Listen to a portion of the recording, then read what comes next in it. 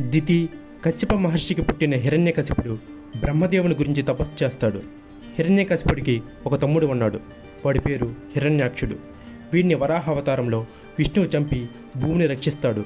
వాడి చావుకు ప్రతీకారంగా హరిని చంపాలని హిరణ్యకశిపుడు బ్రహ్మ గురించి తపస్సు చేసి వరాలు పొందుతాడు. నెక్స్ట్ షాట్లో హిరణ్యకశిపుడు హిరణ్యాక్షుడు కలిసి వాళ్ళ గురువు శుక్రాచార్యుడితో హోమం చేస్తున్నారు.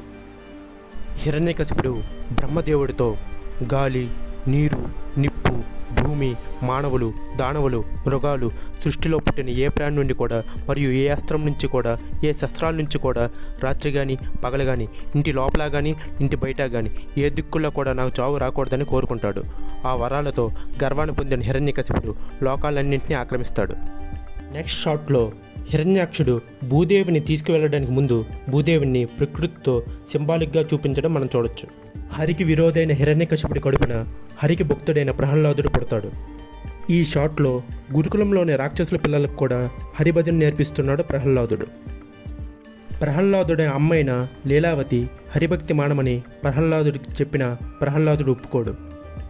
ఈ షాట్లో హిరణ్యకశిపుడు ప్రహ్లాదుడిని కాలితో తంతాడు. హరిని మర్చిపోమని ప్రహ్లాదుడికి శిక్షలు వేస్తాడు. తరువాతి షాట్లో హిరణ్యకశిపుని చెల్లి అయిన హోళిక తన అగ్నివరంతో ప్రహ్లాదుని కాల్చేయడానికి చూస్తుంది. హిరణ్యకశిపుడు రాక్షసులతో ప్రహ్లాదుని కొట్టమని చెప్పిన, నీటిలో ముంచిన, పాములతో కాటు వేయించిన, కొండల మీద నుంచి తోయించిన, కత్తులతో నరికిన, ఏనుగులతో కుమ్మించిన, విషం తాగించిన ఆ నారాయణుడు ప్రహ్లాదుని కాపాడుతాడు. హిరణ్యకశిపుడు ప్రహ్లాదుడితో సవాల్ చేసి హరిని రమ్మంటే సర్వవ్యాప్తమై ఉన్నాడు నా హరి అంటాడు ప్రహ్లాదుడు.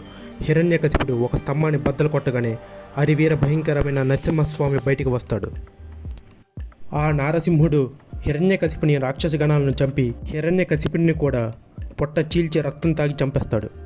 తర్వాతి షాట్లో హిరణ్యాక్షుడితో ఫైట్ చేస్తున్న వరాహమూర్తి బ్యాక్ షాట్ని చూపించారు. నరసింహుడు హిరణ్యకశిపుని కాళ్ళు పట్టుకొని విసిరేస్తాడు. తర్వాతి షాట్లో హిరణ్యకశిపుడు స్వర్గం మీద దాడి చేసి ఐరావతాన్ని విసిరేసి స్వర్గాన్ని ఆక్రమిస్తాడు. ఈ షాట్లో అంతరిక్షంలో హిరణ్యాక్షునికి వరాహమూర్తికి యుద్ధం జరుగుతుంది. ఇలా అన్నీ చెప్పేస్తే పోగొద్దు. మొత్తం జూలై 26వ తేదీన రిలీజ్ అవుతున్న మహావతార్ నరసింహ సినిమాలో మొత్తం చూడండి.